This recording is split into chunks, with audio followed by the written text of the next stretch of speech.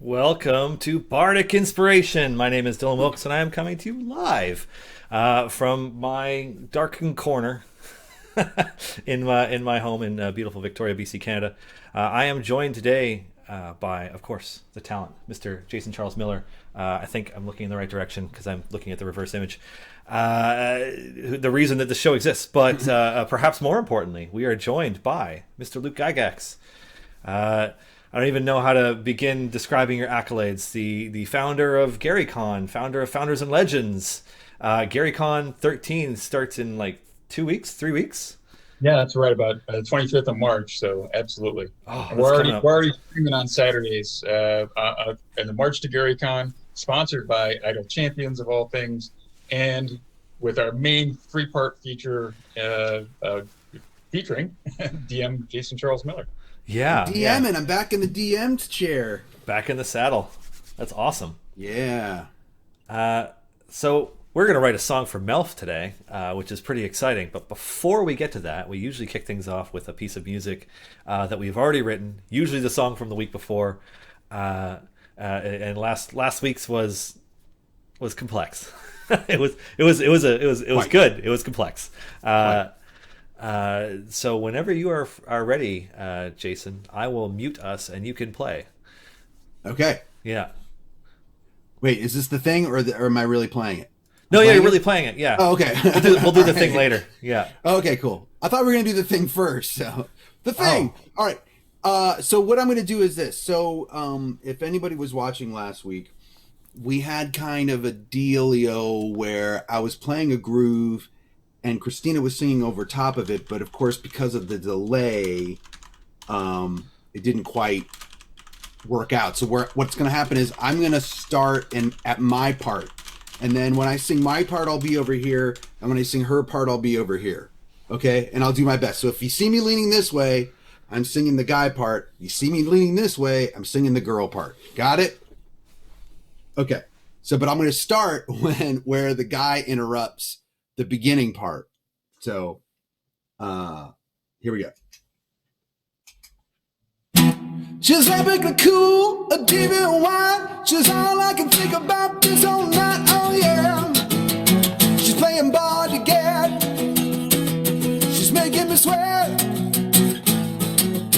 I gotta let her know she's the best I can get. You can be suave, you can be sweet, you can be cool, but you're just not for me. Sit yourself down and enjoy my show. If you can't calm down, it's time for you to go. I'm just not a type, I'm just not a style, so I just don't listen for a while. Oh yeah, playing ball again. I'm full of regret. Gotta let her know she's the best I can get. Good and dragon's breath, this angel and white. You're not even here with this angel tonight. Keep going this way. You're really qualified. You're on my last love, making people upset. Stop treating me like I'm your bond to get. You're playing bond to get. You're ruining my set. Why don't you give me a chance? I'm not yours to romance. Girl, you're making me fret. For the same everywhere. Why are you so upset? I'm not your bond to get. You interrupt me on stage, I'll go into a rage, and I'll put you in my place with my scorching rays. Oh yeah, wings of fire, feel my arm.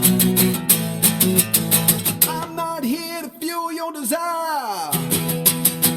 You're playing blind again, you're ruining my set.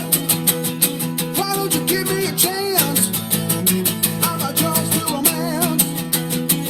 Do you making me fair? Oh, this ain't everywhere. Why are you so sad? I'm not your bond again.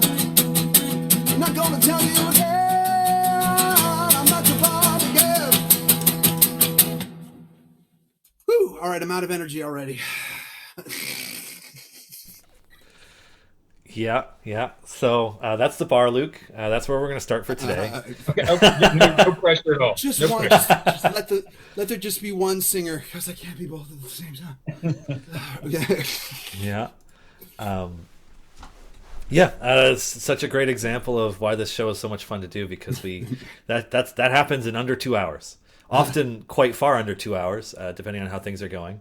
But yeah, usually an hour and a half in, we've got something to play. Thankfully, I mean, the reason it tends to work most of the time is because we have a really great audience who suggest a lot of different things, and usually give us a lot of lines that we can work with, that we can start trying to hammer out. And every once in a blue moon, they'll give Jason some ideas for how to play it. A little less frequent with that one, but yeah. No, sometimes, yeah. I mean, what I love about the audience participation, it definitely helps us write the song quick, and we have to make quick decisions too. And it's it's a really good exercise in songwriting because nothing's precious because we don't have time to make it precious. So we just have to be like, okay, we're going to go to this chord and it works, and that's just what we're going to do. And actually, even though that song was sort of exhausting, like it was pretty simple music wise. We've actually done some that are a lot more musically complicated, but anyway, yeah. So we can go wherever we want. We were talking a little bit earlier, Luke, you and I, about different genres for Melf. What do you think? Well, I don't know. I guess we need to decide if he's singing about himself. Right. Then it's if he's singing about himself, then it's going to be a pretty glowing rendition of who he is, because Melf doesn't have a very high charisma, and I think he's powerful, he's strong, but he's very opinionated, and he thinks his place is really at the forefront, leading the charge to justice, and his decisions are the best and that sort of stuff. So it might be kind of, I mean, I kind of hear a lot of braggadocio in a lot of rap songs or something like that. So Melf could rap about himself, but I don't know if that's something we want to do in this venue. Leading the charge to justice. I love that as like the chorus. Okay. Yeah, he's definitely at the forefront, and he thinks he's neutral good, and the reason is he wants to work basically whatever, with organized or independently, to advance the cause of good and to help the downtrodden, to defeat monsters, evil monsters, of course, wherever he finds them, and to try to even as a young Melf, he tried to talk an ogre into being good as opposed to killing it. So that's the chorus line for sure, is leading the charge to justice. I'm already thinking about something. Okay. And the funny thing is that so you were telling me the history, and I think not everyone watching probably knows Melf's history, even though everyone knows Melf's acid arrow, but Melf was like a side, like, so you had a main character and Melf was like his sidekick, right? That's right. Yeah. So he was rolled up to be a henchman, sidekick to a high level mage. We went to the Barrier Peaks solo adventuring, which is, it's good to have a henchman with you when you're solo adventuring, right? Well, The main character, I don't remember his name, got captured and ended up in a detention cell in the spaceship that's in the Barrier Peaks. And, my master, I decided, well, I can't get him out of here. I'm like, second level. So I ran back to Greyhawk and continued, because that was short. There's like within an hour I was done at the Barrier Peaks. I was very young. So Barrier Peaks wasn't very old at this point in time. Was your dad the DM at the time, or? Yeah. I was just DMing like on a weekend or school night or something. I was like, Dad, let's play D&D. Come on. He's like, okay, here you go. I'm taking the Barrier Peaks. Your character's captured. What are you going to do now? I must have made him mad that during that time frame, because the reason I needed a new character to play is my sister Heidi and I had wanted to play D&D with him, and he's like, okay, sure, take your character. And I had Otis was my very first character. He was a ranger, 10th level ranger lord, and I'd taken him through the G series and against the giants, and the D series against the drow, and built him up to 10th level. And I went with my sister Heidi and a lower level split class, I think fighter cleric or fighter magic user, Murphles was her character's name. And unfortunately, we went to a strange tomb that was secret, supposedly had great treasures, and an evil wizard had been buried there long ago. Of course, I didn't know any of that setup was the very well-known Tomb of Horrors, right? Yeah. So I ended up trying to go up against Asarak with my ranger, and unfortunately, he went through one of the gateways that he made it, through a good ways. All his possessions went to the end. He went to the beginning. I kept on going, trying to get my stuff back, and pushed some levers the wrong way. Fell down a 100-foot pit, and ended up on the on the bad side of that deal. So, but I didn't die. I had enough hit points that I survived. But I retired the character at that point, and that's how Melf came about. I was just kind of getting my stride. So the next character, that one didn't work out so well for the high level version. So I took Melf as my fighter magic user, and we went down and explored beneath Greyhawk, the Castle Greyhawk. And on that first level is indeed where I found the ogre that was guarding a set of stairs down lower. And if I paid him, I think might have been either 10 or 100 gold pieces, I could go down the stairs. And he wouldn't, he would let you go down there to look for treasure or something like that. Or maybe it's when he came back up, you had to pay him 100 gold. Or he wanted some kind of bribe when he came back. Okay. And so I would try to, every time I'd come back, I would talk to him about, why, how he should, lead his life, and the values, the good values that are there, and try to have some one-on-one time and befriend him to get him to see the error of his ways. And did he? I wasn't successful. Successful with that. He didn't change his ways, but we never fought. We just, I just talked to him and, tried to say, hey, well, don't waylay people as they come through here. They can't pay you. Talk to me about it, and we'll figure something. So, but Melf was generally trying to do good overall. Just a lot of times I was a little one-sided on what right looked like. Well, maybe, yeah. I mean, it could either be, the song probably could either be, if it's about him, it should be about the legend of him rather than like what he actually did. So like it would either be a more grandiose version of the things that he did, or it could be sung from his point of view, which would also be more grandiose, right? They would both be pretty grandiose. So I think you could say his reputation might be even larger than the character. So in the lower levels, I hung out in Greyhawk, but probably when I started hitting stride and getting up into some higher levels and doing some more important, impactful stuff was with the Lost Caverns of Sajkan. I was S4, and so I was sent by S4. Yeah, it's one of my favorite modules. I remember that cover. With the bee here.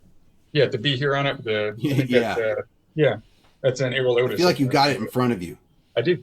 Okay. Yeah. I've got it right over there. I love that cover. That was, and that's like, that's probably my favorite all-time module. And I think I played through every single room in Sajkan because I was playtesting it with my dad, and a lot of it was solo play, but also some of it was with lots of other folks. Because it's a huge module to go through, and there was all sorts of new stuff that he wanted playtested. But I remember that bee here and getting hit with that lightning bolt. That was unpleasant. I wasn't expecting that, and fighting the Gorgamira, and making it all the way to the end, and fighting Igwilf's daughter, and getting the Daoud's wondrous Lanthorn and returning it to the Lanthorn. Yeah, I remember that. Yep, wasn't there like a sleeping vampire or something? Yes, that's Igwilf's daughter. So Igwilf, who is Tasha, right? So Tasha is Igwilf, and so that's Igwilf's daughter, Rolenza or something like that, and she's a vampire there, and she's got slippers of spider climbing, and she's in a circular chamber in the center. And so you have to come up to it. I think there's 6 or 7 doors, but you have to, every time you get to one of the doors, it teleports you away to randomly around the dungeon, which that's a classic dad kind of thing. Teleporters, find out where you're going. Mapping that was hellacious, but you have to hit every single door one time, and then you can get into the center. The chamber. And of course, the vampiress wakes up, and this is written for 1E, so when a vampire touches you, you lose 2 levels. Ugh, Right. good Lord. Yeah. That was Super, rough. super bad. So yeah, and the only way to get it back is through a restoration or a wish. So that was Yeah, pretty just bad. find a level 17 wizard. No big deal. Yeah, not an issue. Yeah. So Can you it is. earn them back though? Like, could you, if you lost, Yeah. you could earn them Yeah, back? but just think if you're, gosh, I was probably 8th level Ugh. fighter and a 9th level magic user, so losing 2 levels would be horrible. A Whites lot were of like that too, but you'd lose just one, right? Yeah, whites would you lose 1 level. I think specters got you maybe for 1 level too. I mean, it's been a while since I played, but it was horrible. Undead was very scary if they were draining levels because you also lose your hit points. So Yeah. you always had to keep track of your hit points so you knew. And your what you went Thaco down. your Thaco gets adjusted. Yeah, everything. All Yeah, you that. can't. You lose spells. Yeah, all your spell slots and stuff. It's really bad news. And then of course you get drained to 0, you become undead. Yeah. So that was terrifying. So then we went to the lost, or during that whole sequence, he incorporated the Forbidden or Lost, Forgotten Temple of Therism. That's it. WG4. I have that one here too. And so we fought the humanoids that were there, on behalf of like some gnomes that were in the area, and we, defeated these. It was gnolls and some other stuff. And we went down below. We found the way to actually go see where Thurisden was. We put on the cloaks and the gloves and had the thuribles with the incense so that we could go through the negative material plane or whatever it was. This is a lot of years ago, and we made it. We made it there, and we shut it all down and defeated the efforts of Thurisden influencing the area. So, and of course that series tied back. Mike Morrells brought that back at. I think that was at Founders and Legends 1. Founders and Legends is just an opportunity to throw on my dad's birthday in July every year. And, as Gary Con is an outgrowth of, it's a memorial convention in honor of him. It's an outgrowth of basically a wake or a gathering we had after his funeral where we played games and just kind of had a good time. And people enjoyed it so much and it felt so good as a family. We just kept doing it every year, and more people come to Gary Con, but that's what it's about. And it's become a way to honor a lot of the folks who were foundational in the creation of the role-playing game industry, from Steve Jackson and Lou Zocchi, the dice guy, and Dave McGarry and Dave Wesley, and always Tim Cask, all these folks who were there back in the golden age, so to speak. So that's what that about. But it became a lot of work as it grew bigger. Right. It's awesome. Right? Yeah, but it's a ton of work, right? But it's totally worth it because you see all the happiness. But so I was with my friends. We're like, we never get to game at Gary Con anymore, and it's kind of the one time a year we see each other. They're like, why don't we get together at another time in the summer? Said, let's get together around my dad's birthday and just play games and hang out. And somebody made the suggestion of, we could just stream that, and not knowing any better. I said, yeah, sure, why not? Let's do it. And so Founders and Legends was born. And by the way, creating streams in a studio is a lot of work as well, which I discovered. But we had a great adventure, one of the best games I've played in like 10 years. Mike Merles was DM. I played Melf. Joe played Archon. And we went back to the steading of the Hill Giant Chieftain.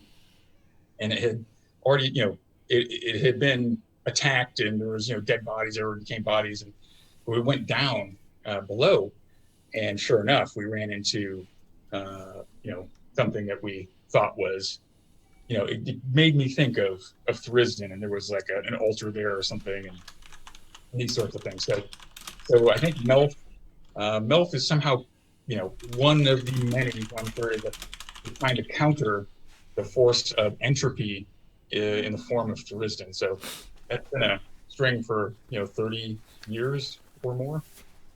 Yeah, more, I think. Yeah, more, probably more. Well, all right. Yeah, because I was maybe 13 when I played last game. Let's see, what year was it made? Because I was playtesting it, so 1982. So yeah, I was 11. I think I've got like a chorus, maybe. Okay. So, it's like, leading the charge to justice with never-ending toughness. He'll never be corrupted.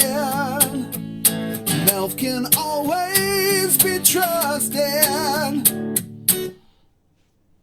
What do you think? Melf would approve totally. Okay, so I think it's kind of like an epic like march, almost like a ballad, but a inspirational ballad. Yep. That's funny because when I posted on Twitter about this, I said I can't wait to see if we make Melf's March or Ballad of Melf or Melf's March. So we're kind of going in. That's March. Yeah, it's definitely the March of Melf. I think. March of Melf. There you go. Melf, Mighty March.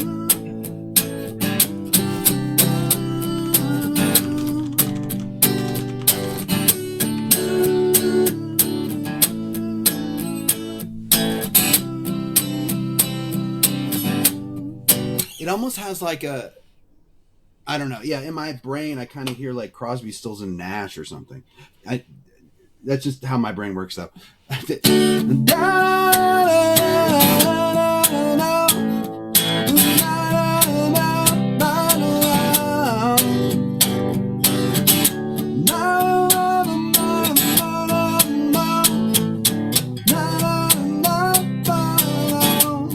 Then we'll do a pre-chorus.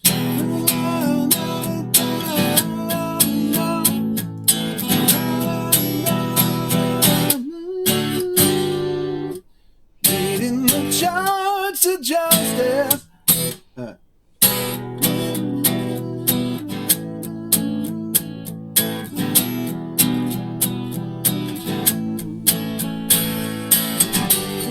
Charge to justice. Yeah, definitely, Griegel. I'm just kind of going through my process, figuring it out. Or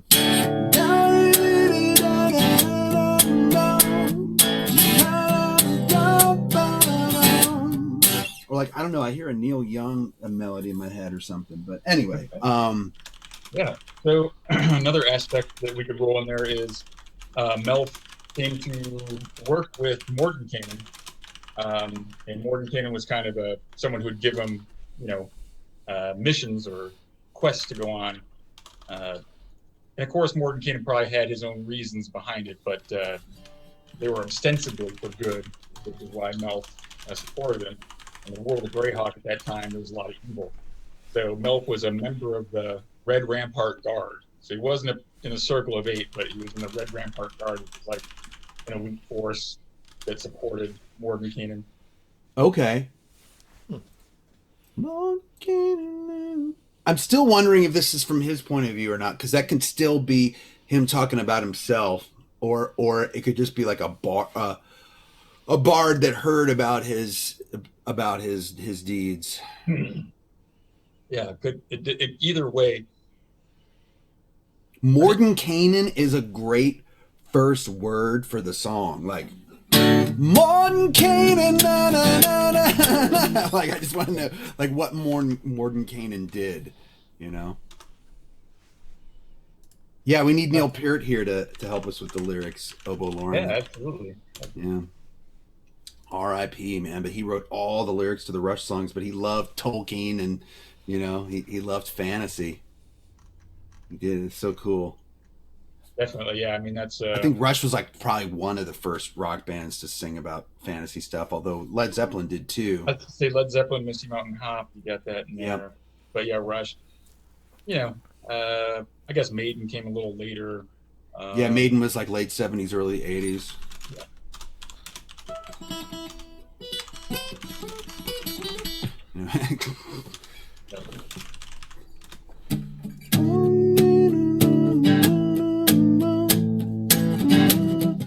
When all your foes are seedy, cruel, and you need a mentor in a minute or maybe speedier, he'll be there to make your life easier. That's good. Yeah, okay, you're right, Dark Cyril. It should be about. Yeah, I'd love to So did Mordenkainen recruit him? He did. I think he came to me and gave me a mission to go do something. Damn if I can remember exactly what it was. It might have been through the Magic Mirror, something in there, Dungeon Land through the Magic Mirror, one of those missions that I went on. But it was after I completed Side Chant. It was after I had gone up against the Forgotten Temple of Tharizdun, or later. So I was all pretty high level. Oh, back, you know what it was? There was only so many mages who were high enough level to train me at a certain point. And so I had to seek out a good mentor. And somehow it was suggested to me that I talked to Mordenkainen, and he ended up recruiting me that way because I had to pay him a bunch of money for him to train me and teach me spells. And so he said, well, you can just do this quest for me instead. So we could say Mordenkainen was a mentor to Melf. Right. Mordenkainen was a mentor to him. Mordenkainen was a mentor to him. And Jason Nolte wrote some good stuff too. Mordenkainen came and asked me would I fight for good. Said let's see. I grabbed my spear, but I do want it to be about him and not from his point of view. But I like that sentiment there. Send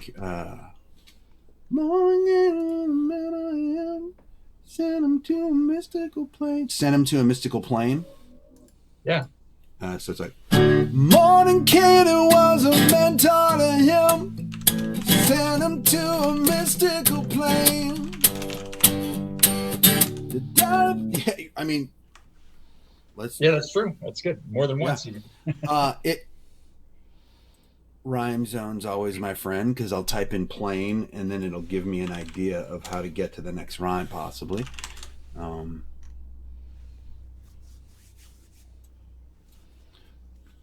Learning from the master of magic meant that life was never the same. That's from Obo Lauren. Let's massage that and make it fit. Learning magic from what if it's learning magic from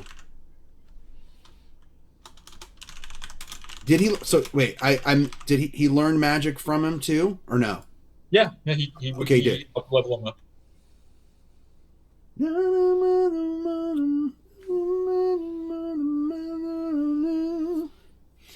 Are we wanting it to rhyme with him as well there? Well, maybe. It doesn't have to. I definitely need same at the end, or same or pain. Life would never cause pain. Slain. Yeah, dragons were slain. Dragons are always slain. No one's speaking up for the dragons. I know. Very downtrodden. They're abused. Yeah. They get a bad rap in this whole Dungeons and Dragons thing. Mm-hmm.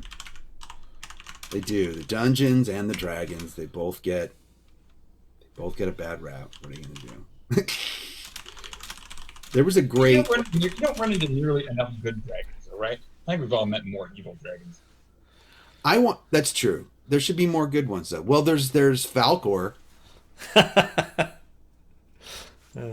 I mean, a lot of these dragons think they're good in their own way. They just don't like you, or right. I mean, or the fact that you know, they're like, how dare you mine all this wealth out from under that mountain? You didn't ask me for permission. That's mine.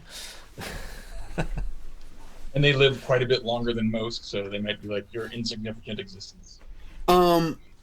Someone wrote learning I mean, I like learning magic on a wizard's whim, but I kind of like learning magic from the Circle of Eight more.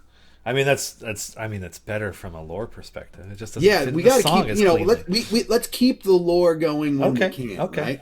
We do the best we can with that. Learning magic from the Circle of Eight. So I'll do the whole thing. Mordenkainen was a mentor to him. Sent him to a mystical plane. Learning magic from the Circle of Eight. Life would never be the same.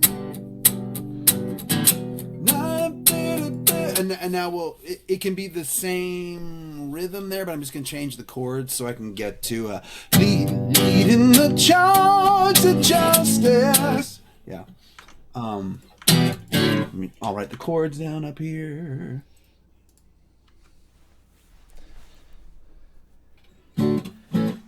D.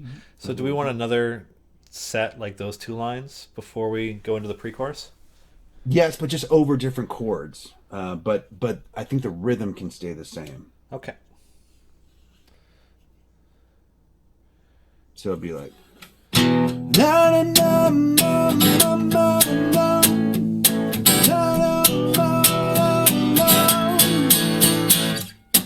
Leading the charge of justice with never-ending toughness.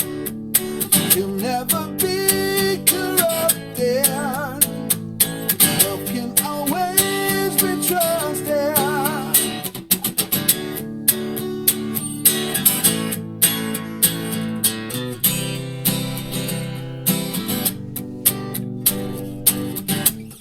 Yeah, so let's see. And it can be shorter. So it's like.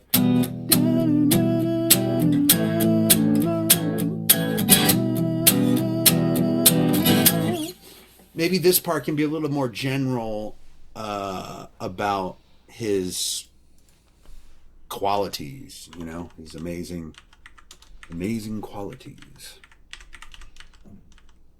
Yeah, well, he was incredibly strong and intelligent. Those were his two highest scores. He started off with a 17 strength when I rolled him up, and then that's pretty sweet. I increased it with wishes up to a 19. So I used 3 wishes to get up to a 19. Because the way my dad did it is I went up 1 point and I was a fighter, so I was able to roll the percentile dice, and I rolled an 81 or an 82, something like that. So each additional wish would raise it up 10 percentage points. So I got it up to 1901. Yeah, it was 1901. Okay, yeah. So I had a 19 strength, and my intelligence was 18 when I rolled them up. I hot dice that day, and then I just used the, what was that called? Oh man, was it the Tome of Intelligence or whatever? I'm sure that's not exactly what it's called. Let's see. Tome of Clear Thought. I think that's the one that gets you up to. I remember 1800 strength. That was like the ultimate goal. Yeah. And like when you told your friends that your fighter had an 1800 strength, you'd be like, "No, he doesn't. You're lying." There's no way you rolled an 18. Yeah. No way that happened. Yeah, exactly. But I always had that one friend that would be like, "No, my fighter has an 1800 strength." I'm like, "No, he doesn't, Nathan." Anyway, I totally rolled it, man. I swear. Yeah. I mean, nobody was there. There weren't any witnesses, but what are the chances? Yeah. The dice don't lie. Yeah. Yeah, the gauntlets of ogre power are just the way to do it. Like if you get if you don't have enough strength, just get the gauntlets of ogre power. It's the way to go, or the belt. Those are always good to have. Is it the Maul of the Titans that you need? The Gamer Mech wrote, "Powerful in mind and meat. There was no foe he could not defeat." I don't know if that'll fit, but I like it. Yeah, and I also like wise as a fox and strong as an ox. That's good. Melf is tiny though. He's not a big guy. He's like 5. What is he? 5'4", 5'2". I mean, he's not a big dude. No. And kind of wiry. He's a gray elf. Why does he have an eye patch? Because he's later. That's specifically for the Unfair Seas. We made him into Pirate Melf. Oh, okay, gotcha. So he didn't actually lose an eye. He didn't actually lose an eye. No. My in a long campaign that I was in for a long time, my character Garthok that I ended up taking on Critical Role, although I didn't take this incarnation of him, he ended up he was an assassin, but then he became also a cleric of Grumpsh, so he had to take his own eye out. But then once he did, he got all these extra powers. So. But the way I role played him was that he always hated. He was a half orc, but he hated elves and he hated gambling. So I had to go on this secret mission, and my DM when I popped into this place where we're supposed to like be totally sneaky, I run across some elf guards that are taking a break and they're gambling. So I immediately had to attack and destroy the whole plan. Okay. What are you gonna do? Yeah, that's yep. You know, DMs half love orcs and elves. to mess with us. Orcs and elves, you know. Yeah.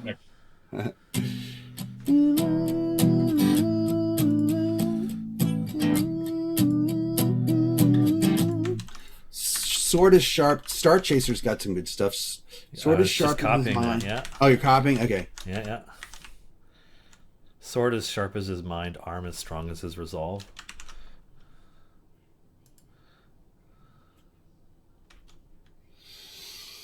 Sword is sharp.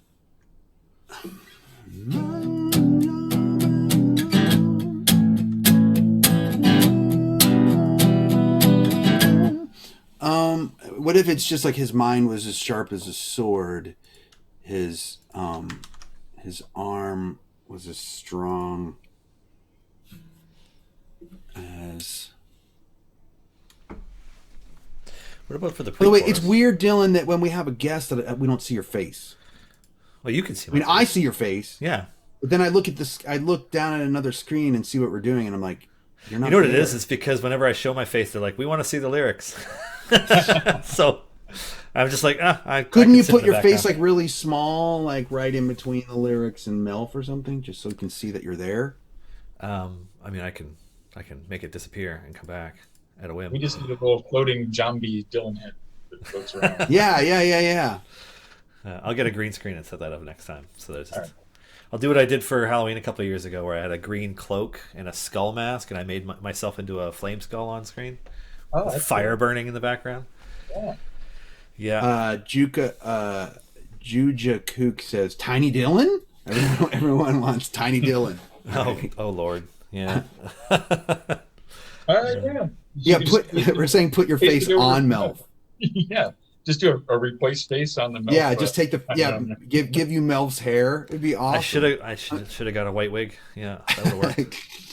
Hashtag Tiny Dylan. It's already happening. Oh man. Hashtag Garahar. You know what's next. Do you think we could do that song Tiny Dylan like to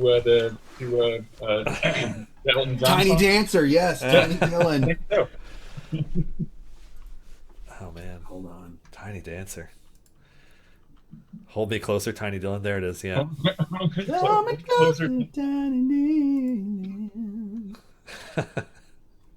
We've now gone down. We need a Tiny Dylan in our lives. We do need a Tiny Dylan. We need it. We need it. Okay. I'm wondering if this sword as sharp as his mind, arm as strong as his resolve might work in the pre-chorus. I think so, yeah. Doesn't quite fit with the rest of it. But I want to say mind as sharp as a sword, though, because that makes more sense, right? Mind as sharp as a sword. Arm as strong as his word. I mean, that's the only thing. As his resolve doesn't quite. I want to get a cool. Oh, yeah, okay, yeah. Ord rhyme or something close to it.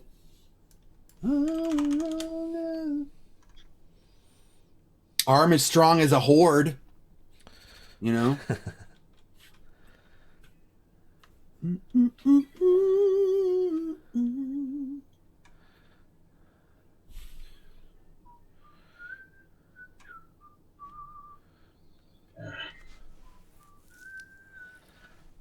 Strong as the Lord, but it doesn't work in our context.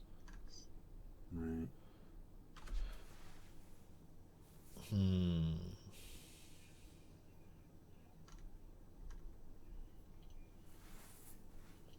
Nobody likes horde. Okay.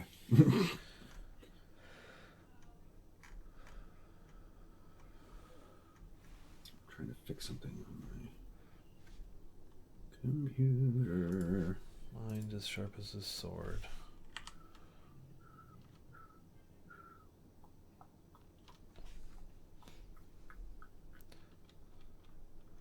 Arm as sure as his word. Okay, I like that. I'm sure is his word. I like that. I like that a lot. See, we'll get there. Yeah. We get there. I don't know how to say the audience member's name. Ailshin? I don't know. But Ailshan. Ailshan? That's how I'd read it. I don't know, but maybe not. Yeah, Tell Ilshan. us. Give us a pronunciation guide.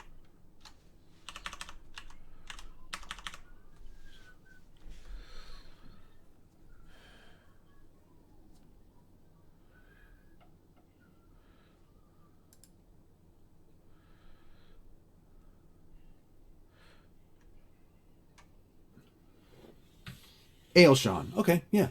You were right. That's interesting. Rantalins. Okay, I think, yeah, let's try this, what we got so far. All right. Let me just give me my little notes here. Two.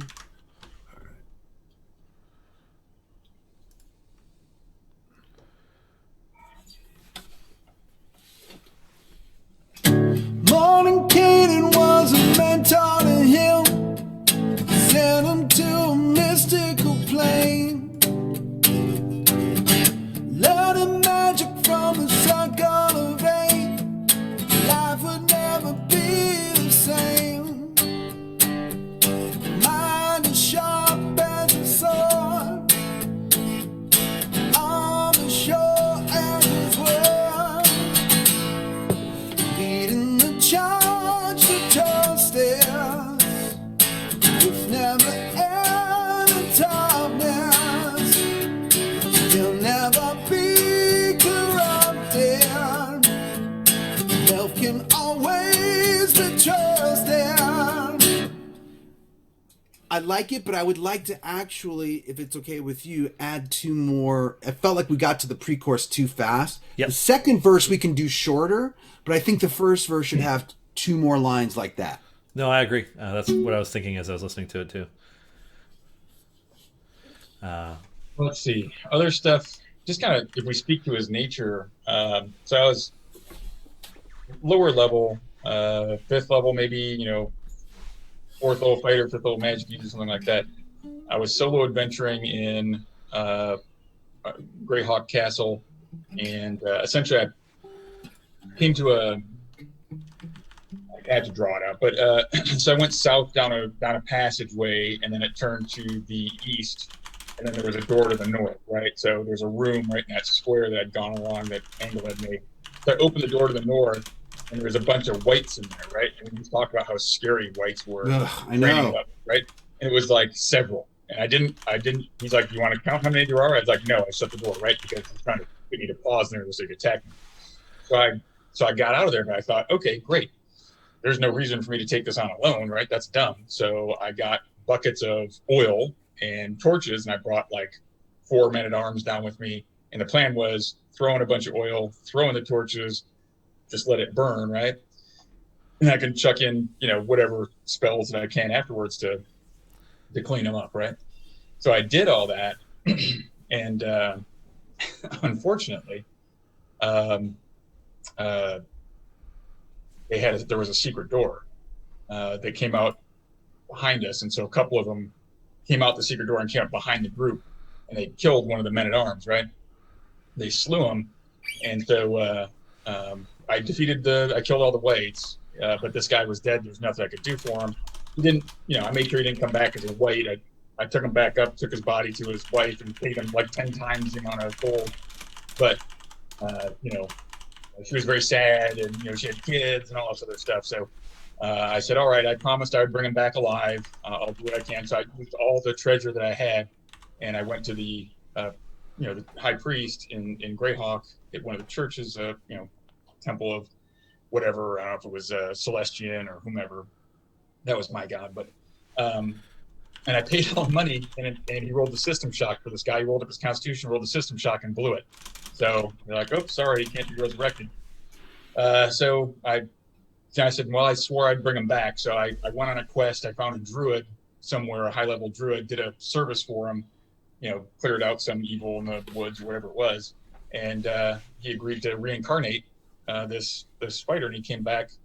This man-at-arms, he came back as a halfling. We rolled it on the tables. He came back as a halfling, who was fanatically loyal to Melf for going to all that trouble to bring him back, and rolled him up, named him Biff. Biff was my a fighter thief, a halfling fighter thief that was my right arm and went through Saj Camp and all those other adventures with me as well. But it just kind of goes to the level of, commitment that he had to things. So, I mean, I think we're already talking about that, but it just gives a little flavor there. Okay. Good. Yeah. Yeah. And I like that the once sidekick then had his own sidekick. Yeah, that's right. Right? That's the way of the world. Big B was Mordenkainen's sidekick. Oh, so okay. when my dad would play Rob Kuntz, who was a neighborhood kid, really, he was 14, I think. Whose little brother invented the beholder, created the beholder. Oh, is that Terry? Terry Kuntz. Yeah, Terry Kuntz, they're brothers. Yep. Yeah. I can't remember who's older, who's younger. I think Terry's the younger brother, I think. Okay. I met Terry for the first time at GaryCon, but we had conversed over Facebook because I was having a philosophical discussion about beholders. If you killed one, would it fall or would it still float? And then you could use it to carry things, the dead body of a beholder. So then I was like, well, screw this. I'm gonna find out who created the beholder. And I found Theron Kuntz on Facebook, hit him up, and then we had this big long discussion about beholders. Turns out it would float to the ground because it's held. That's what I would say. That would be my call too. It would float to the ground because it levitates by telekinesis. So there you go. Yeah. There you go. So it's done. But yeah, so I think my dad would DM, and then he gave Rob some guys with like silly names, some henchmen like Huey, Louie, and Dewey. And you got to remember, Rob's like 14, so my dad was just having fun, right? Yeah. And so when my dad got some sidekicks or ran into some people and they became followers, he named them Nigby, Bigby, and Sigby Grigbyson. Those were the names of his characters. So, and then Bigby came in an 18th level magic user, so because he would adventure sideline. But yeah, so back in those days, people had their prime character and then usually several different level characters, just depending on what kind of where the adventure was being tiered and geared for that series.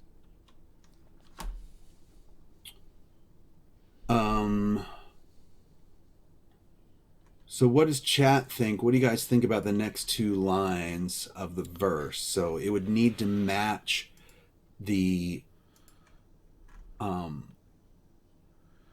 rhythm of those four chords. So it'd be like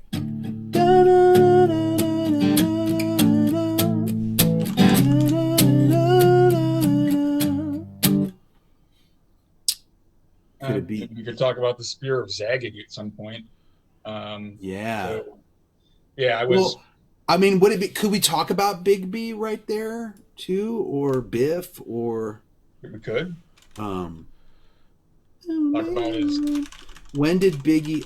He always. Whoa! I just got some lyrics here. He knew he always fought for good, valiant, stalwart, and kind. First to the fight, last out the door. He'll never leave a man behind. Let me massage that because there's too many syllables, but I've already grabbed that one. There's a few parts of that I'm already trying to work on, actually. What do you think, Luke? You like that?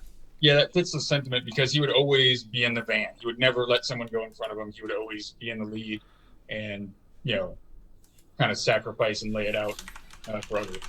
We really just have to massage the first half because the first to the fight, last out the door, he'll never leave a man behind. I mean, that totally worked. So, he always knew. He knew he always. He knew he always fought for good. Valorous, stalwart, and kind. I mean, it almost works. Yeah. He knew he always. He knew. Oh, right. They can see my face again. I'd actually already grabbed that line, Catch 23. Good. It's down here. Just trying to make the first part work. Valorous, stalwart, and kind. That works too. We just have to make that first half work. He knew good. I mean, I could just pause it, but I'd like to make it a little like the first two because now the last one's different. Let's to the fight, left out the door. He knew he always would fight. Should be like this, actually.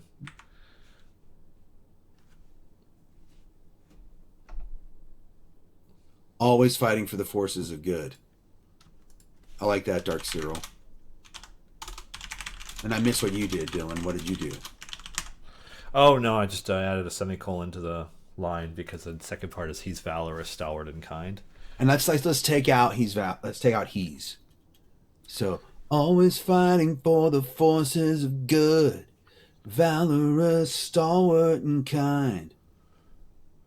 First to the fight, last out the door. He'll never leave a man behind. He'll never leave.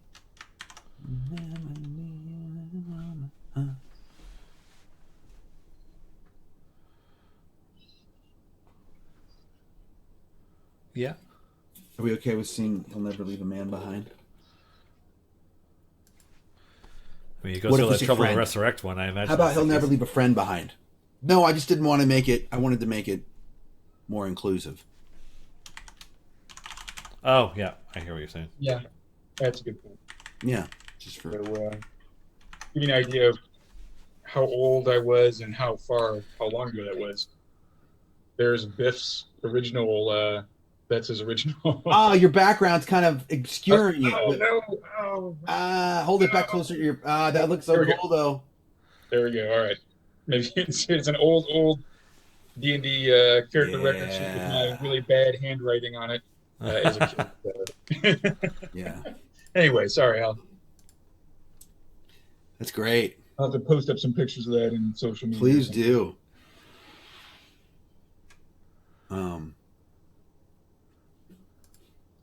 Yeah, should we say he'll never leave a friend behind or he'll never leave companions behind? Was that too many? Companions He'll behind never is too long. leave companions behind. He'll never leave a friend behind. Let's keep it with friend.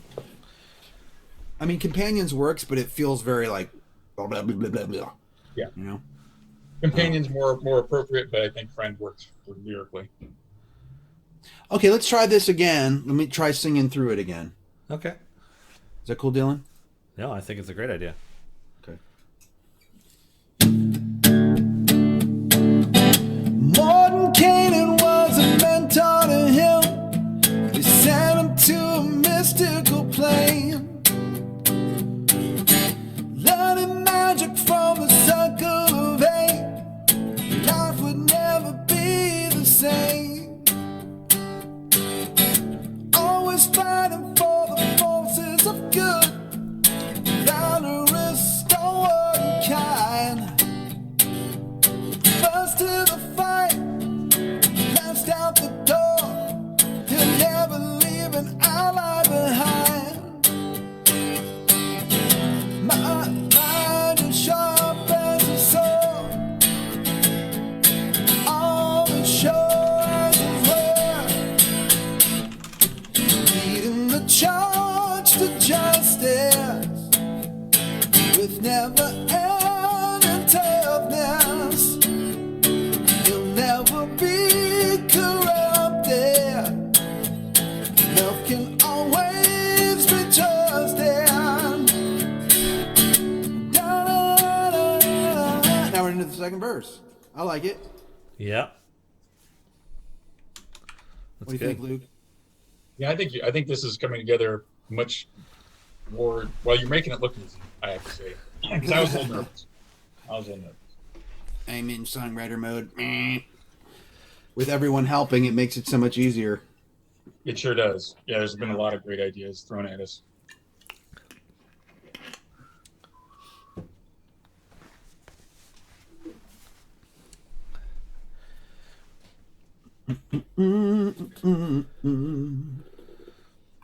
So we've kind of given an introduction to Melf's character. Do we want to start getting into Melf's deeds? Probably that would make sense. Sure, yeah. Yep. So we can talk about, defeating, the daughter of Idwil over Idwil's will and these sorts of things. The Daoud's Wondrous Lanthorn. We could talk about, fighting against entropy and Tharizdun. We could talk about what are some other kind of bigger themes that are in there. I mean, lots of just general crushing, lots of humanoids and bad guys, but it's not nearly as epic.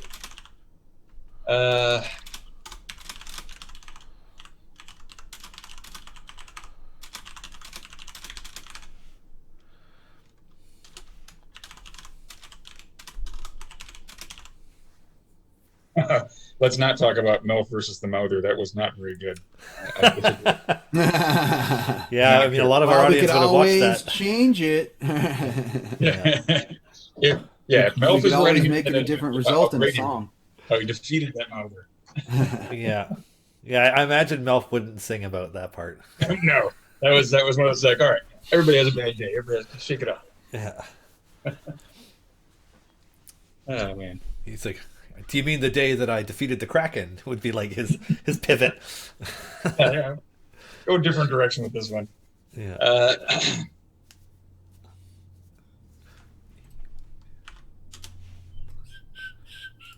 Let's see. I defeated a low level guy. I defeated Lareth at the temple, or correction, the moat house in T1. I remember that was a big battle.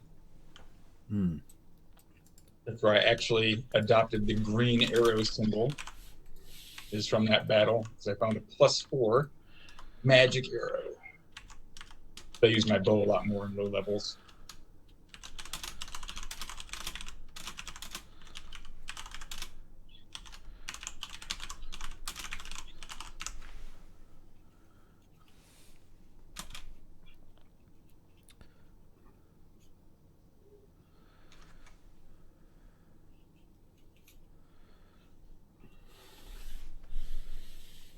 What was the name of the? I'm forgetting the name of the dungeon with Igwild's daughter in it.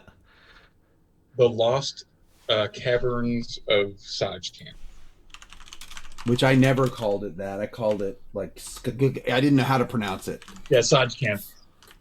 Tsojcanth. Before there was internet. In my day, we had to write people letters to ask how to pronounce things. Yeah.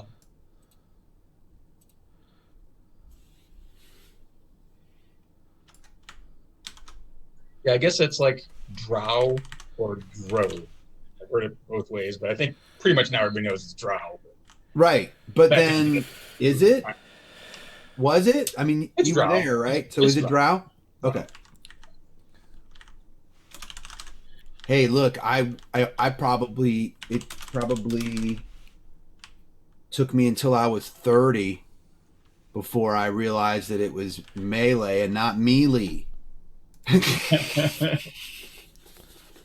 Looks like melee on the page. Yeah, why not? That's how I'd read it too. I guess I was just a beneficiary of hearing a lot of this stuff from the horse's mouth, so to speak. So firsthand, yeah.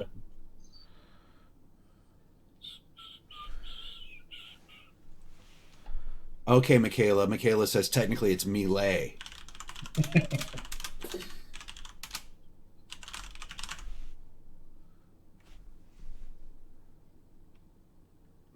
Not melee? Melee. Okay. Melee. Yeah. Yeah. Yeah, because doesn't that one content creator go by melee damage? Melee damage, yeah. Mm-hmm. Yeah. Which it didn't clue in until somebody said it. Like, 'cause I read it and it's not written that way. And I was like, oh, okay. And then somebody said it. I was like, oh, yeah, that's good. Yes, the Drow Frau. That's a good one. Drow rhymes with Frau. How now, Drow Frau? Yeah.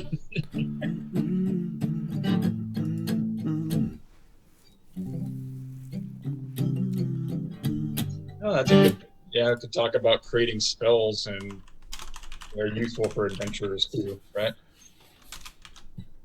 Okay.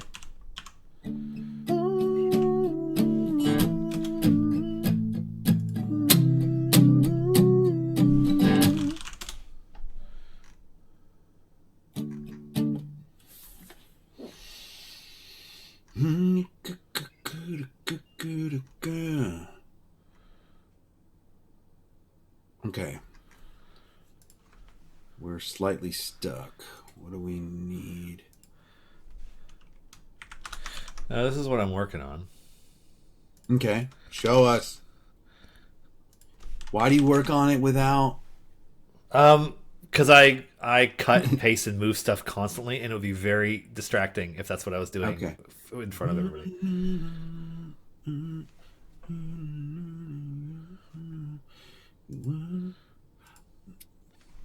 Can you sing me how that is going to go?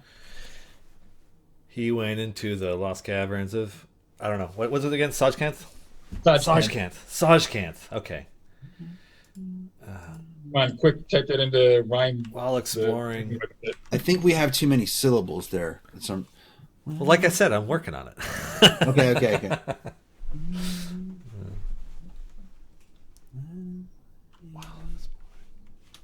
So wait, Igwil is also Tasha? Yeah. Igwil, yeah. Was the name changed or just? Yeah, she changed. She just had different aliases, but yes. Oh, okay. It is Igwil. She's not also Baba Yaga though, right? No, but she apprenticed under Baba Yaga. That's what it is. Is she the apprentice or was she actually her daughter? I think it's been changed over the years. I'm curious now. The legend is always changing. Yeah. No, the Baba Yaga is her adoptive parent. There you go. Yeah, that's what it is now. Prince Brightflame was a master evoker, created magic arrows with an acid poker. We should say something about his acid arrows, though, for sure. I like that. Yeah. That's good. Yeah. That. Yeah, so that's just an old. I mean, it doesn't really translate as well to 5th edition, but I was tired of, as a spellcaster, having my spells ruined by people hitting me, right, in melee, because you would melee, you'd lose your spell, right, and you only have a few slots, right. Yeah. You had to pick what your spell was, you had to announce what spell you're doing, then initiative, and then if you got hit, you lost your spell. So I figured, well, I don't like that. So I bet other enemy spellcasters won't like that, but they usually have lots of meat shields in front of them, whether it's a brigand or an orc or whatever it is. And like I said, I had my bow a lot. So I was thinking, wow, it'd be really cool if I could do some sort of acid on there. And it's like no way to really do that practically. So I was like, okay, well, magically I can make, some spell or whatever, make a magic arrow that would do that. And so we came up with that spell through research. Had to spend a lot of time out of game, write it up, pay a lot of money, and my hard-earned treasure to get it done. And it came out as Melf's acid arrow. And the intent was you shoot it, you throw the spell at someone, and that's going to cause them just a little bit of damage for 3 or 4 rounds, right? Right. And the purpose is you throw it at a spellcaster, they are now unable to cast a spell until that damage is done. So that enemy spellcaster, you've neutralized them. Breaks their concentration. And then you can take out their meat shields, and then when they're in hand-to-hand, no problem. Yeah, no, that's pretty good. That's really good. That was the tactic behind that spell.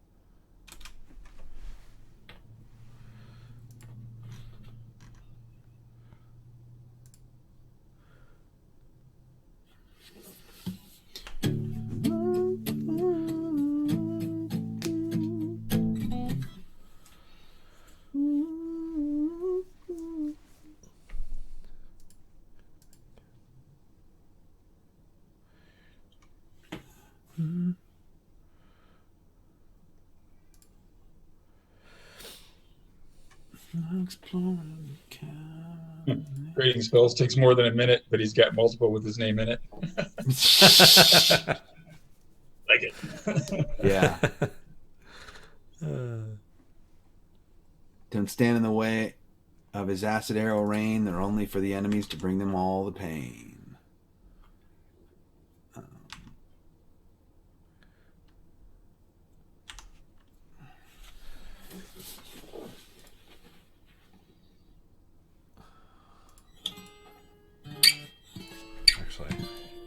He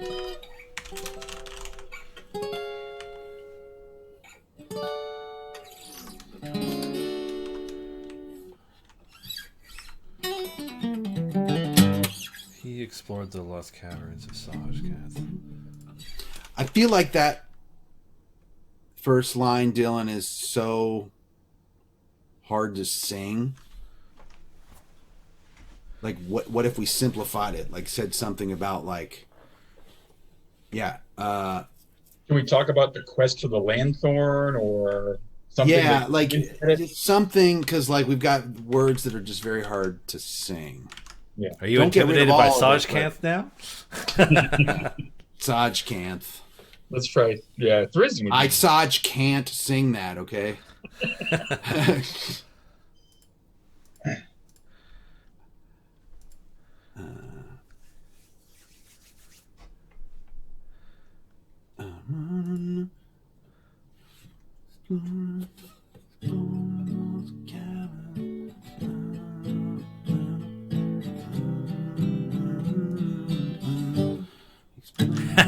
Okay.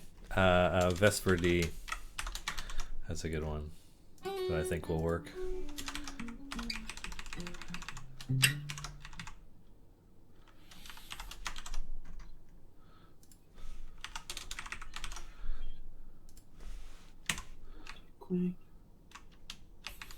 Founder, forger, creator of spells. That's why we remember his name. Acid arrows fly. Atasha's daughter. Now you're sure glad that he came. Glad that he came. That could work.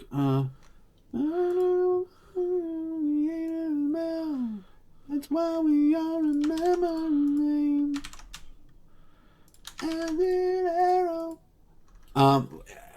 Maybe we don't even need to get that specific about Tasha's daughter, but can you try that, Dylan? Throwing that in there. Which one? This. Whoop. Founder, forger, creator of spells. That's why we all remember his name. So it's like founder, forger, creator of spells. That's why we all remember his name. Acid arrows flying, dying. Now you're so glad that he came. Do you want to be less specific? You don't want to talk about Dresnal or whatever her name was? I don't know. I want to keep things like fun and music. Drelnza. Sorry, Drelnza. Yeah, how about we'll never forget his name or something like that instead of the same. Part of his fame. Because we say that's why we all remember his name. There and you then go. we can say the acid arrows are part of his fame. Yeah, right? Sorry, I screwed that up. Somebody wrote it much better than I said it. No, that's good. That's good. D&D would never be the same.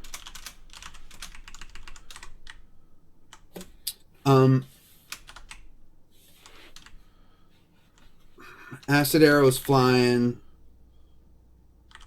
meteors, yeah. something.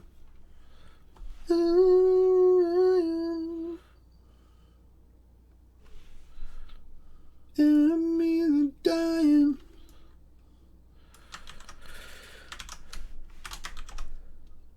Acid arrows splash, and meteors fly. Acid arrows. I do flying, like acid arrows flying. Giants. Enemies are dying. Is Formorian giant too crazy to throw in there? That's also out of the side. Those were new creatures. Formorian giant. I don't know if you remember those or not. The kind of ugly conglomerate, kind of a lot of weird looking defects. Acid arrows flying, slaying some giants, always adding up to his fame. Each deed adds to his fame. I like that. Yeah, each deed. Acid arrows flying, slaying some giants. I'm going to take this one over here. Acid arrows flying, meteors. Da-da-da, each deed adds to its fame. I'd love to say meteors right here. You did, Aquatic Demon. You contributed.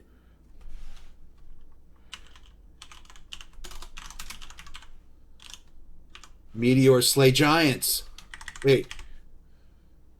Acid arrows flying, meteors slaying giants. That still works.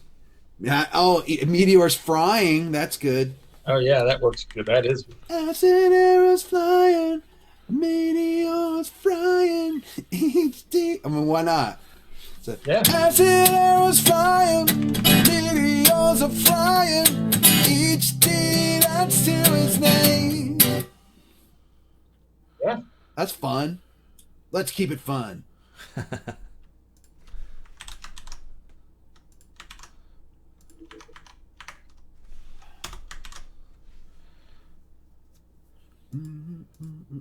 But we go back to the chorus after these two lines, right? We need we can do something else on the pre-chorus again. Maybe change the lyrics.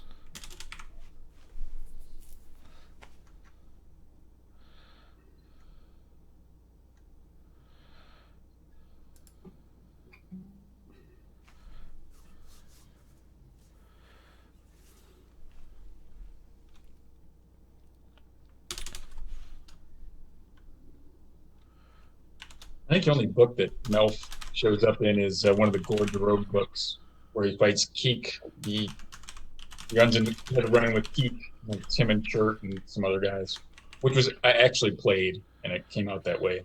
I got fooled. Mm.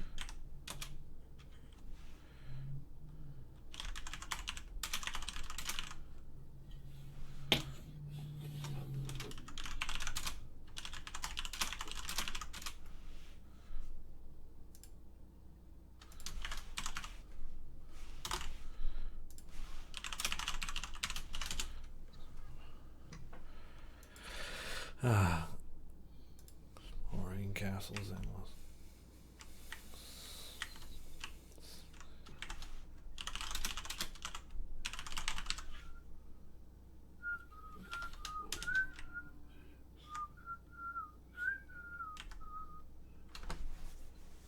sword.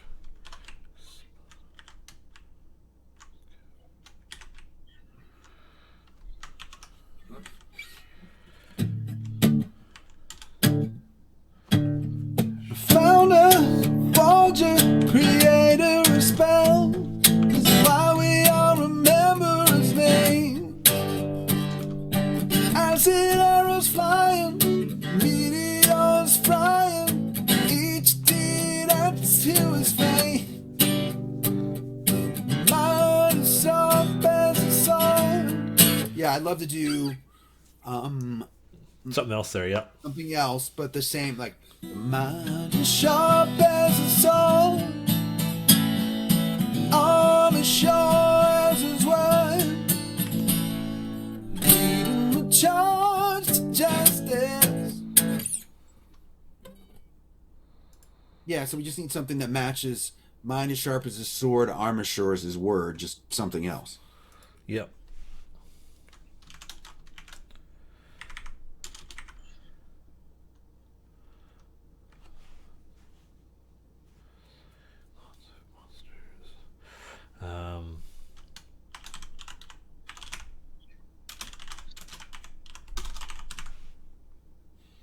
We talk about something like a casting or roamer crafting or something like spell-like, since we talked about the sword at first, and he's a fighter magic user, so then we talk about the power of his magic, and then his wisdom wasn't very good, so I don't think we talk about his wisdom.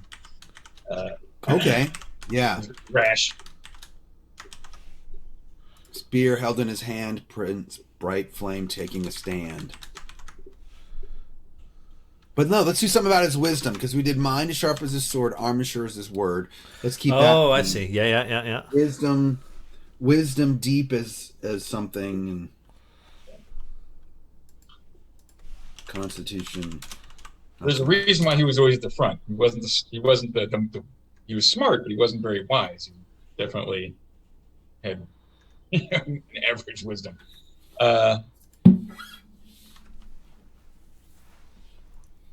He was hardy for an elf. So I was thinking of exploring lost caverns, slaying evil monsters.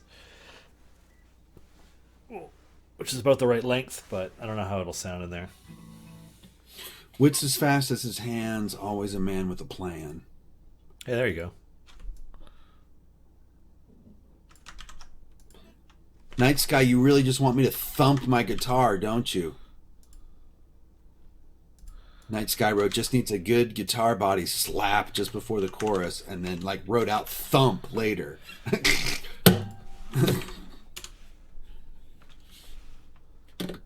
His passion as vast as the ocean, his shield. I need those to rhyme, Star Chaser.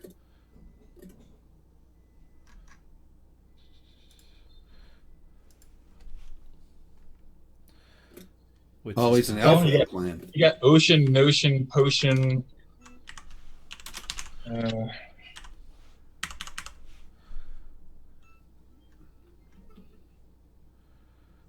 Was he full elf or half elf? I forget. He was a full gray elf, yeah.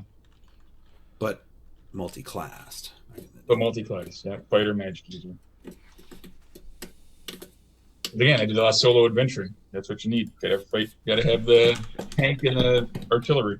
Yeah, there you go.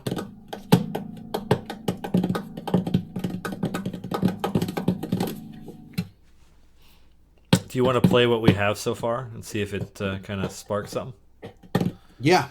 You could talk about hand and heart with spells and passion and goodness. So I don't know. Magic at his fingertips, hands, or I'm not sure where we're going with that. Talk about sword and word, magic in his heart, or where he's going. Okay. All right.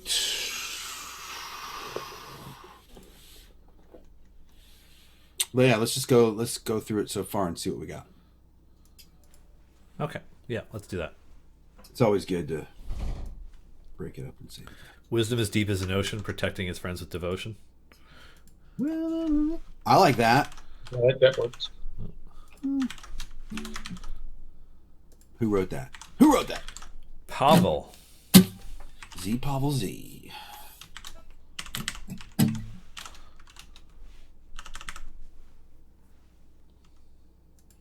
Okay. Why? I also like wise and true to form, powerful meteor swarm. Maybe we can make, if we need a bridge, we can put stuff like that in there. Okay. Martin Cannon was a mentor to him, sent him to a mystical plane, learning magic from the circle of eight. Life would never be the same. Always fighting for the forces of good, valorous, stone and kind. First to the fight, last out the door. He'll never leave an ally behind. Mind is sharp as a sword, arm as sure as his word. Leading the charge to justice with never-ending toughness. He'll never be corrupted. Melf can always be trusted. Found a forger, creator of spells. That's why we all remember his name. Acid arrows flying, meteors flying. Each deed adds to his fame. Wisdom deep as an ocean, protecting his friends with devotion, leading the charge to justice with never-ending toughness. He'll never be corrupted. Melf can always be trusted. Yeah, I think we should go to one more channel, one more thing, a little bridge or something. That's starting to feel pretty good. Yeah. Yeah. Yeah, I was thinking for your pre-chorus or whatever, something like wielding the spear of Zagig, some things never flagging, courage, whatever, never flagging. I don't know if that is close enough to rhyme or not. Gag and flag gig. Yeah, Flag gig. it doesn't quite work when I say it out loud. No, it kind of works. Near rhymes and close rhymes can always work. Yep. We rhymed. What did we rhyme? Queen with Paladine. There you go. Yeah. And just made it a fun, made it a gag almost, made it funny.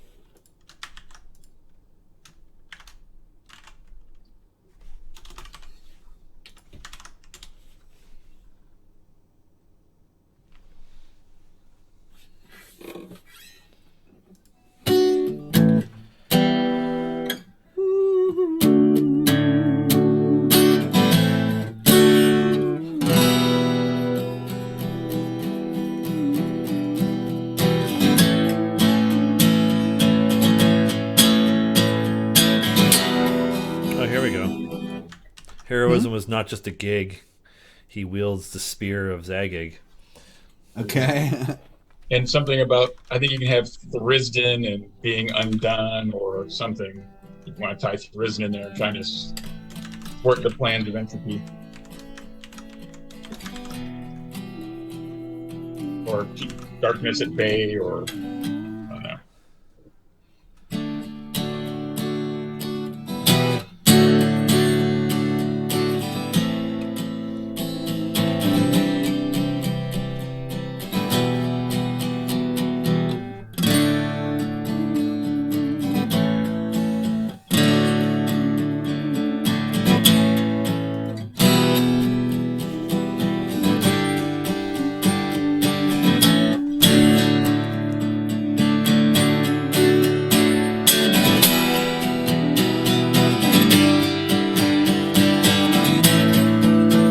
Okay, so let's just be probably 2 lines. So it's like.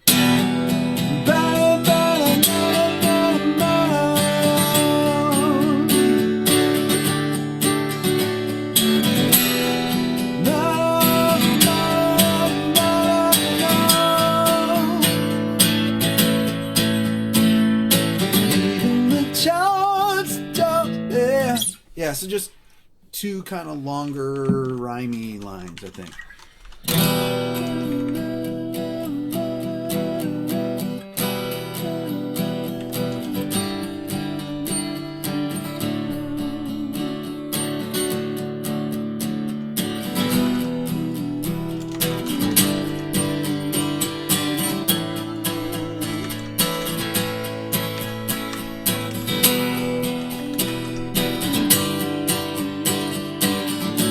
Write those chords down.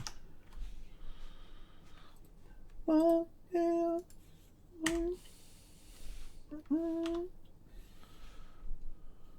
I was on mute. Forces of chaos met their doom as he cast down the minions of Thrisden.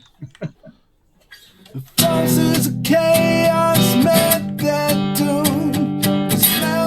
His mouth cast down the minions of Thrisden. Is it Thrisden?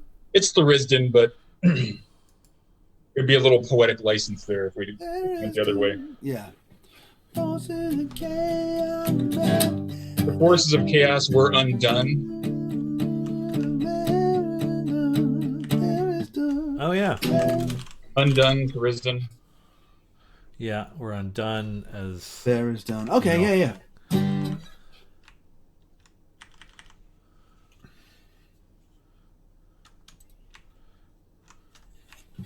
The forces of chaos we're undone. Forces of chaos we're undone. His mouth cast down the minions of Thrisden. Heroism is not just a gig. He wielded the spear of Zagig. I like it. I think we can make it work. I think we're really close. And we're very lore. That's lore heavy as hell, guys. That's so much lore. It's like I feel like books are falling on me right now. If we can weave Big Wilv in there somehow, then I think that's it. If we can weave what?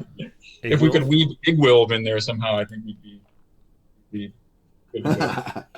I think that's too much of a stretch. That might be a bridge too far. That is. That might be the Heimdall's rainbow bridge that we can't get across. All right.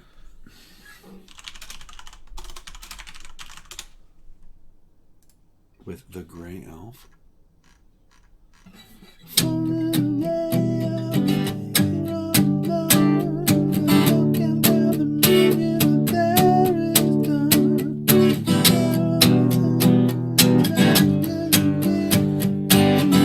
Can we say as he wielded the spear of Zagayig? Yeah.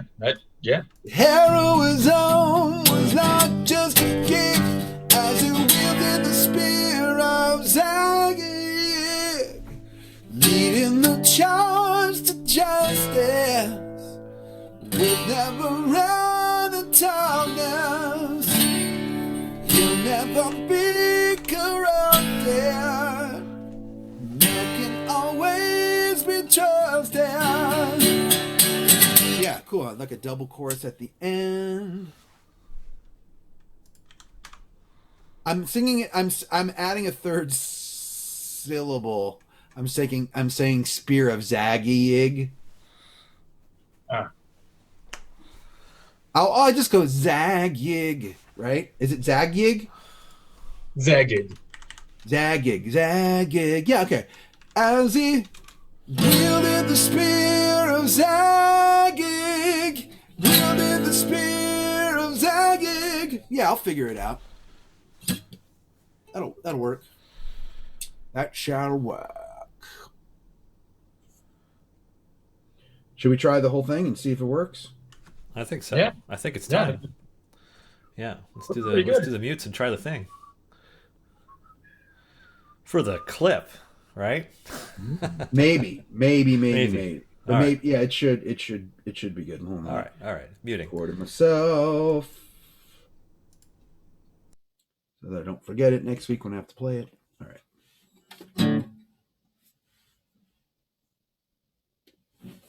Here we go. Morton Cannon was a mentor to him. He sent him to a mystical plane,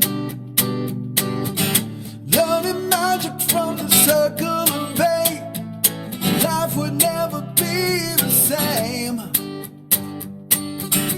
Always fighting for the forces of good, valorous, stalwart, and kind. First to the fight, last out the door. He'll never leave an ally behind. Mind is sharp as a sword, arm as sure as his word, leading the charge to justice with never any toughness. He'll never be corrupted. Melf can always be trusted. Found a forger, creator of spells. That's why we all remember his name. Acid arrows flying, meteors flying. Each deed adds to his fame. Wisdom deep as an ocean, protecting his friends with devotion, leading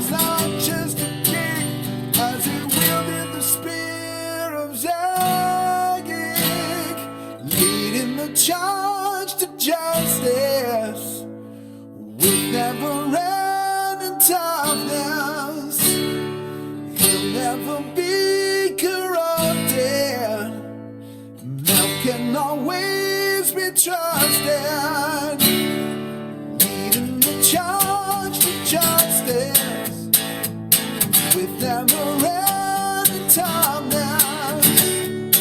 He'll never be corrupted. Love can always be trusted.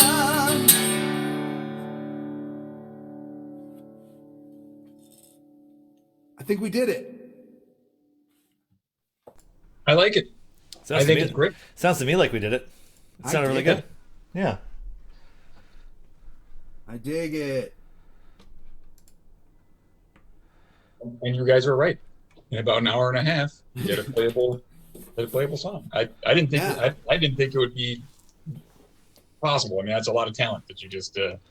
And thank you to the chat for some wonderful ideas. But Chat helped a lot. Yeah. Chat helped a lot for sure. It helps that you have the narrative context and the stories for us too. That makes a pretty big difference in trying to come up with something creatively. So thank you as well.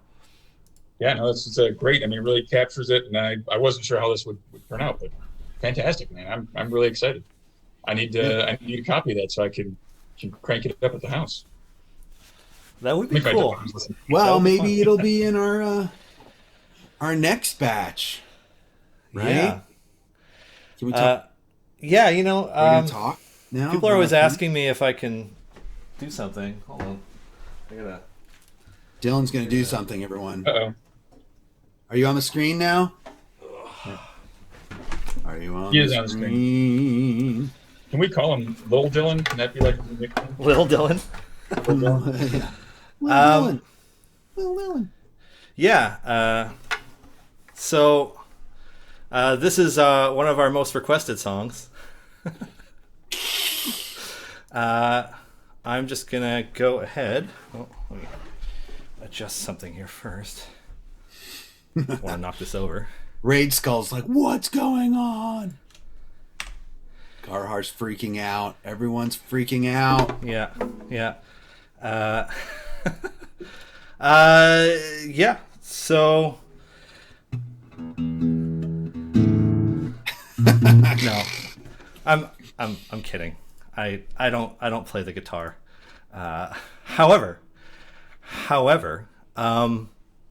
I think it's about time we shared about- something. So first, there's this. And this is something that Jason, I gotta say, Jason's been working hard on this. I haven't been working nearly as hard on this, but Jason's been working hard on this for a while now. And I think it's about time we previewed something from it. So I will mute us and let this do the talking for us. Now you're muted. You're muted. You muted yourself. Yeah, I haven't muted myself on stream yet. I've just muted myself in the call. But if you guys are listening to the stream on your end, you'll be able to hear this. So yeah, without further ado.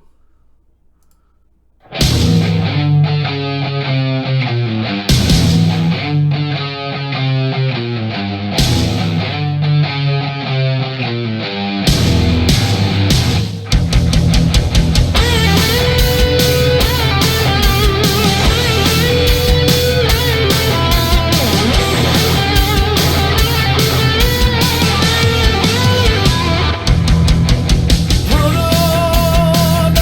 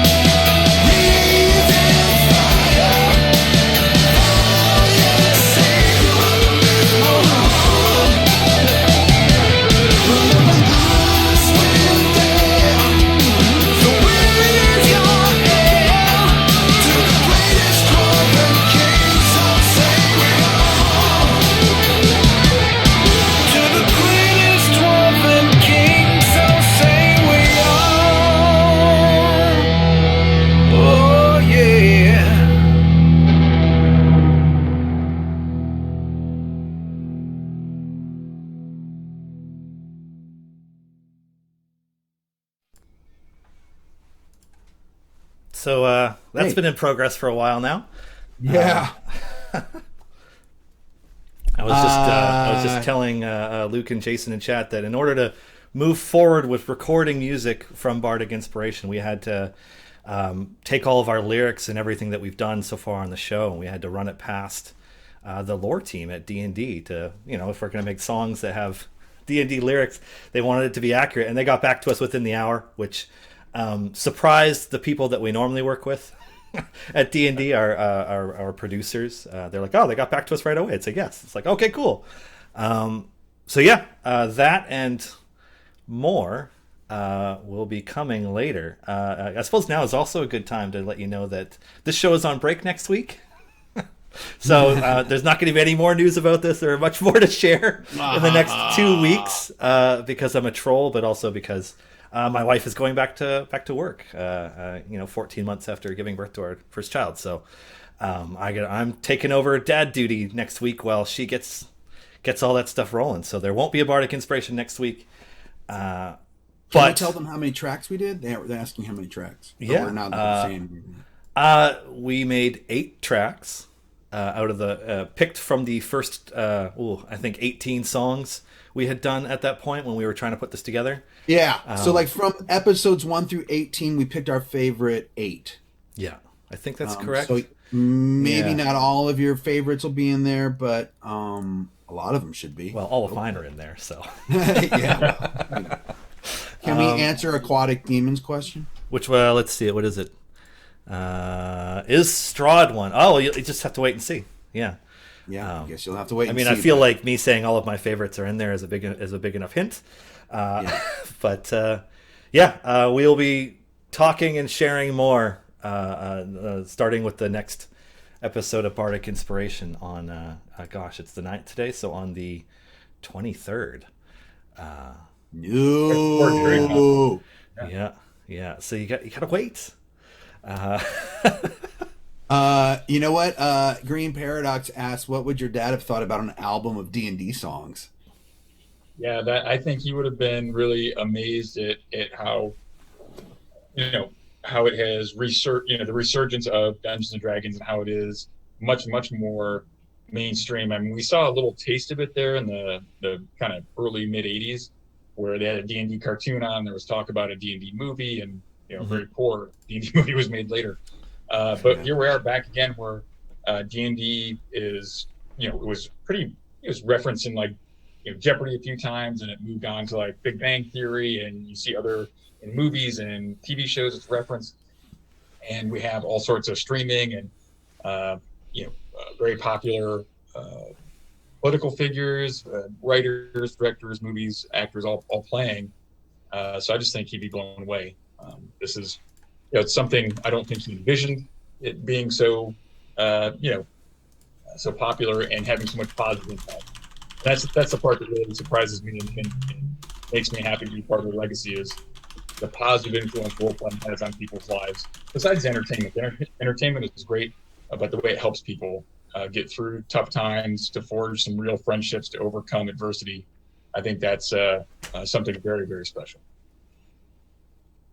Absolutely. It's awesome. Yeah. I'm sure he'd rock out to him. Well, I mean, we could speak a little bit about. I think we could speak about some of the genres that are on the album.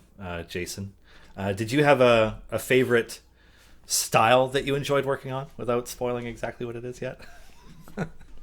It was interesting. Like, as I was producing them all, I have to say this carefully without revealing all the titles. I mean, just so that there's something for people to anticipate. So as I was producing them one at a time, I sort of picked a different direction for each one, depending on, the idea that we had at the time. Like, what would it sound like fully produced? I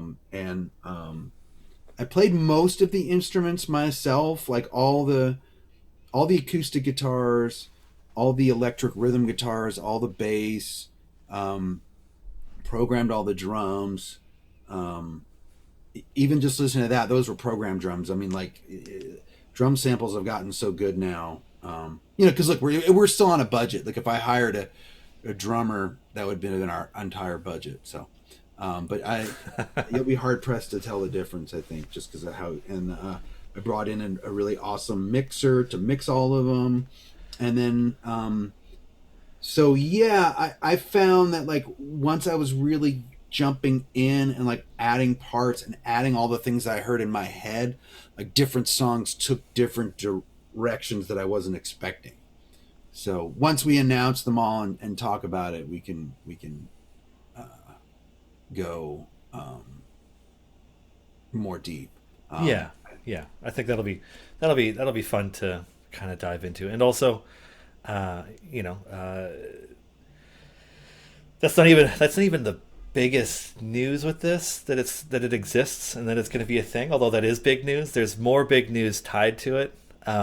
There's a lot of news, but I don't want to take over the episode about a song from Melf. Just with one announcement. And that's exciting stuff, though. I mean, this is really cool, and I'm just wondering when they're going to get the Bardic Inspiration Band and tour, Gen Con and PAX and Origins. We can totally put that together. It wouldn't be that hard of a thing. So, yeah. I mean, we know at the very least, Luke, we were talking like next year's Gary Con. I now have like 30 songs about D&D characters I can just perform. So we can just do all Bardic Inspiration songs there. I mean, this is episode 26. We could be at episode 50, 60 by then. Yeah. Oh my God. Yeah. That'd be fantastic. And man, just having all this cool D&D related music, as opposed to, when we were coming up, you were like, oh yeah, the Misty Mountain Hop, or, whatever kind of related to those themes, Rush doing something that was fantasy oriented. And now we actually have D&D songs with, Gygax or Lords of Trident or a million other guys doing cool D&D stuff, including this whole show where you create. I honestly am a little bit blown away that in an hour and a half, there was a song that was put together. And it's good. I mean, this is a good song. So yeah, I'm just kind of like, wow, I have very limited musical talent. Let's put it that way. So I wasn't sure how this would come together. But yeah, tip of the hat, you guys, and chat was amazing too. But the way you just went for it, really, like I don't know much about music, but I'm pretty sure that's difficult what you did, and really, like, tip of the hat, man. That was awesome. I'm really happy you invited me on the show and I was able to participate. It's cool. Doing it every week definitely, keeps the juices flowing and not necessarily makes it easier, because it can be, sometimes it's easy, sometimes it's hard, but, just keep going forward. Yeah. You got to get it done. Yeah. You just got to get there. But yeah, I mean, it's pretty cool to be able to play Melf again, which I was able to do with, a few times with Founders and Legends and this sort of stuff. But having Melf as an idle champion has given me an opportunity to play Melf and revisit him a couple times. That's pretty neat. Even if the dice hate me, or the electronic dice are the worst, man. I really want to roll real dice, because I rolled just in yesterday's session. I rolled 2 1s, 0 natural 20s, 2 natural 1s, and I rolled 2 natural 1s in the previous games too. It's like, and I don't think I rolled 20 here. So, yeah, maybe it's the curse of Upperly. I don't know, but it was rough. Up on those seats. It made for good watching, though. It's like, yeah. It's like, I guess shit. Isn't that what you call that when you watch someone else's suffering?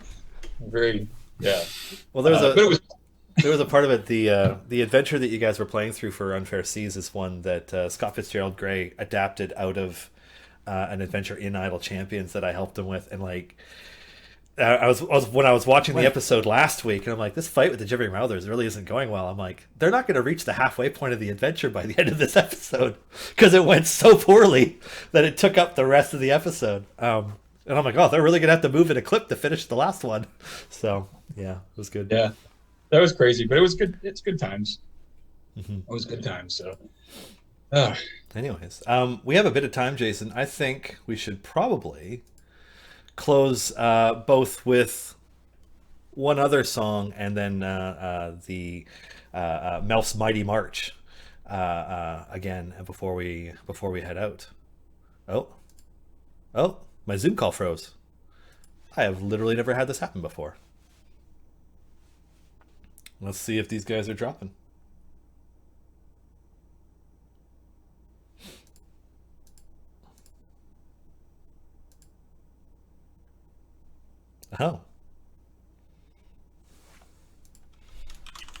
Yeah, Oh, hello? Hey, Hey. you froze to us, and we could talk to each other, Huh.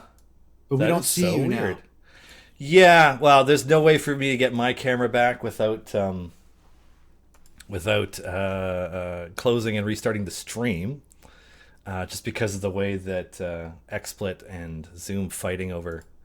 So I'll just put my face behind the lyrics again, like they have been all episode, anyways, so that nobody misses me. But I was going to say, with the amount of time that we have left, we should play one other song and then wrap things up with Melf's Mighty March and sign off for the next 2 weeks. And I thought it would be really cool, because this episode was about Melf, if the song that you did was the Elucidation of Elminster. I was going to suggest that, actually. So we had Ed Greenwood on here, and we wrote an Elminster song with him. Of course, I need to remember it.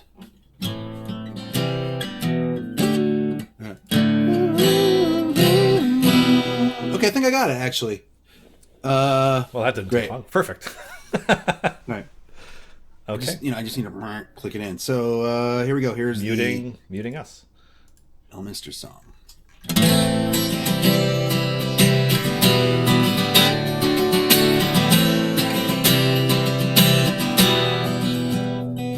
It was on the day the dragon came. I saw him standing there, beard as long as sage's mane, flowing along white hair. He brought it low and spoke its name, cast a mighty spell, called its bluff and snuffed its flame, wish the dragon well. Well, old stones lie tumbled and ghosts glide by night. Look for the old bearded man in his own twilight. He left all fear behind him years ago. Now he blazes with the silver light, standing firm on high for causes he deems right.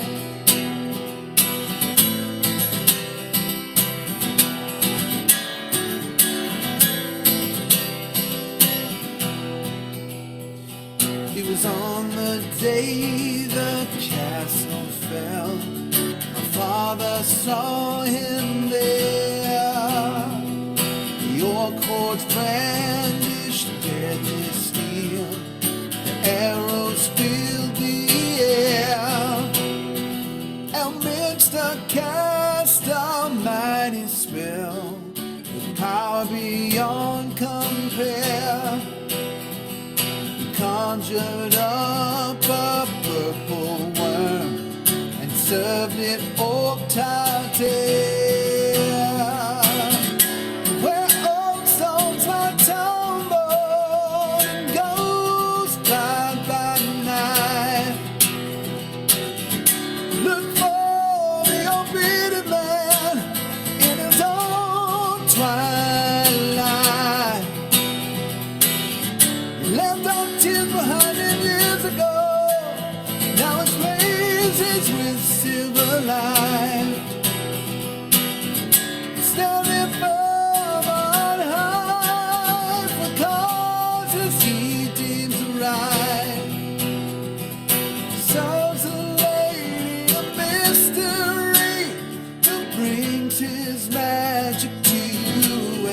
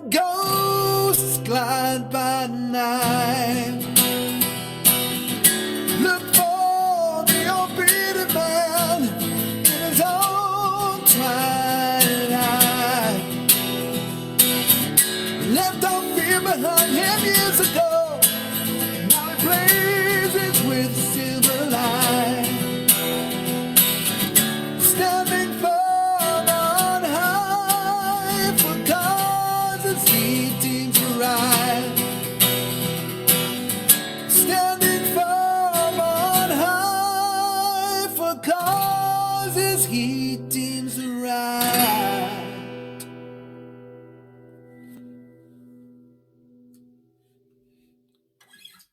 So that was fun to write with Ed, and he even brought a poem that he had written about Elminster in like 1976, and we used part of that to start the song.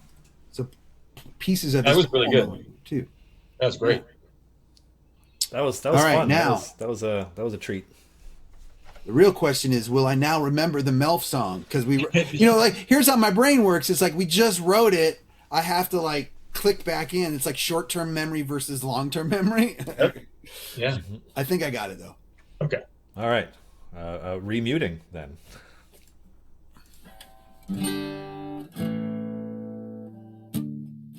Okay.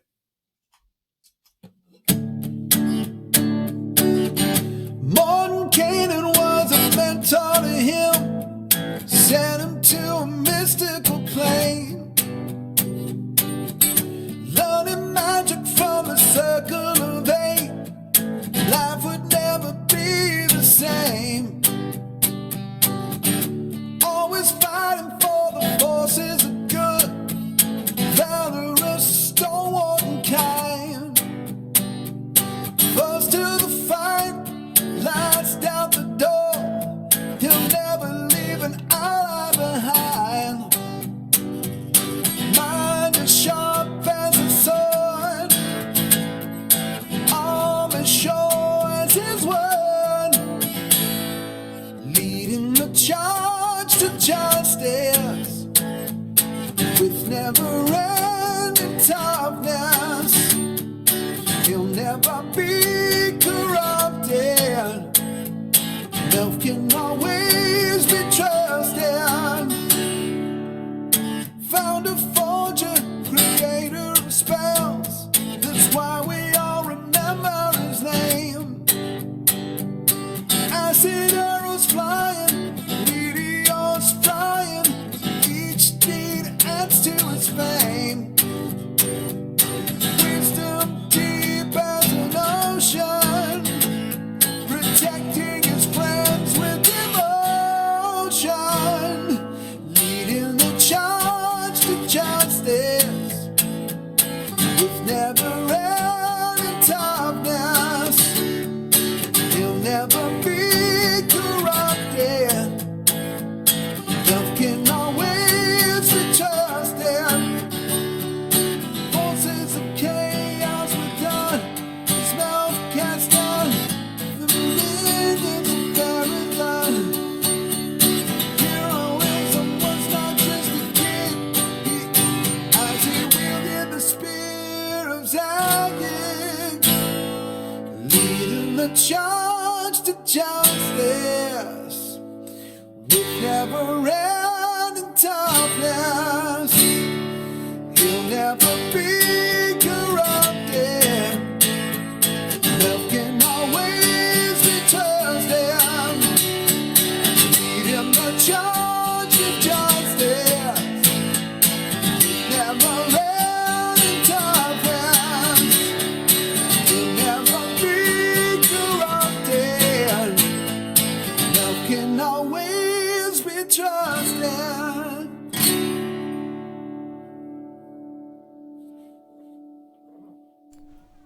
Awesome. That We was awesome. clipped gonna the have- other one, right? We clipped the one that I did before because I kind of screwed up the bridge here. Sorry, guys. Yeah, yeah. It was that whole like, wait, how does that part go? Yeah, I saw that look. You're like, oh no, undone wisdom. Yeah, that was one that got. I heard you remembering your way through it. Yeah. But as long as we clipped the other one, I think that one was smoother. It was, and you only scotched that part with the Thuriston in there, and that's classic. That's Yeah, but Garwahar had to write so close.